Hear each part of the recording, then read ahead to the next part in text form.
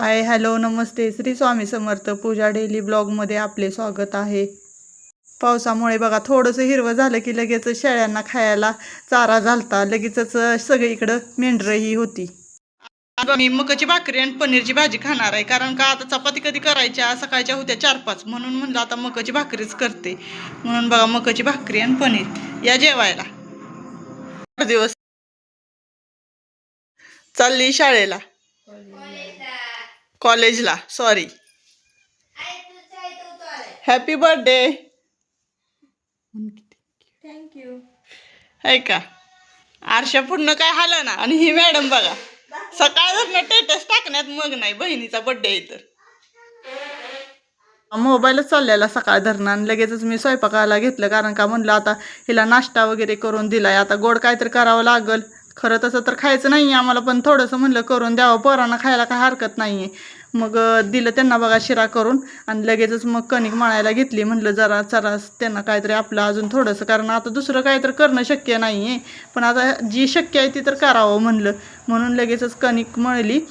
चपात्याची वेगळी मळली आणि 4-5 पुऱ्या ही करायच्या होत्या मला, म्हणून पुऱ्यांची पण वेगळी मळली। म्हणलं ती कसं असते गव्हाच्या पिठाच्या पुऱ्या केल्या का नाही, त्या परत त्याच्यात तेल भरपूर राहतं, आणि पोरी कशा जरा उशीरनं जेवणार होत्या, म्हणून म्हणलं ही करावं। आणि परत मग दुधात नुसते काजू बदाम घालून घेतले बघा, आणि त्याची खीर म्हणून अशी केली, आणि लगे पिवळा बटाटा केला। दुसरं काही नाही, साधन सिंपल असं जेवण आज केलं। आणि लगेचच मग चपात्या वगैरे पण राहिलेल्या, मग म्हणलं चला चपात्या वगैरे पण करून घ्यावे, पण सकाळी गडबड एवढी असते ना, असं जेवण करायचं म्हणलं ना थोडा वेळच लागतो बरं का, भरपूर।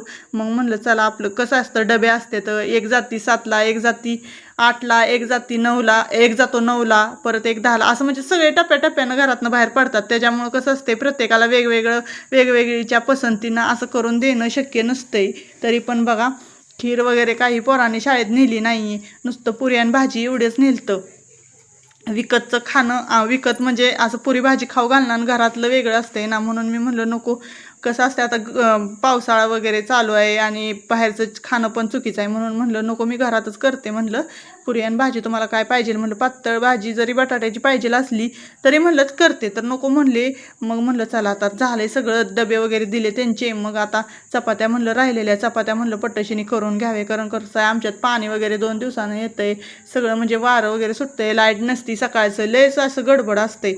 आणि बघा परत माझी दिदी आली जेवायच्या वेळेला 12-12:30 वाजता, मग त्याला जेवायला मी वाढलं लगेच पुरी खीर आणि बटाटा एवढंच केलं मी, लय असं काय केलं नाही। आणि परत तिथनं पुढं जेवलो आणि जरा वेळ आज झोपलो बरं का निवांत, आणि लगी मग गावात जायचं होतं, मग काम होतं थोडंसं, मग ती मी आणि ह्याने आमचं 3 जण आम्ही गावात गेलो। मग गावातनं आलो बघा 5 वाजता, मग तिथनं पुढंसं थोडंसं झाडांचं घेतलं, कारण का झाडं म्हणलं लय दिवस झालं पाणी पण दिलं नव्हतं झाडांना, आणि आत्ता थोडंसं पाणी दिलं म्हणून हिरवीगार दिसत होती टवटवीत, म्हणून म्हणलं चला झाडांचं कसं जरा मस्त वाटतं झाडांचं वगैरे घेतलं तर।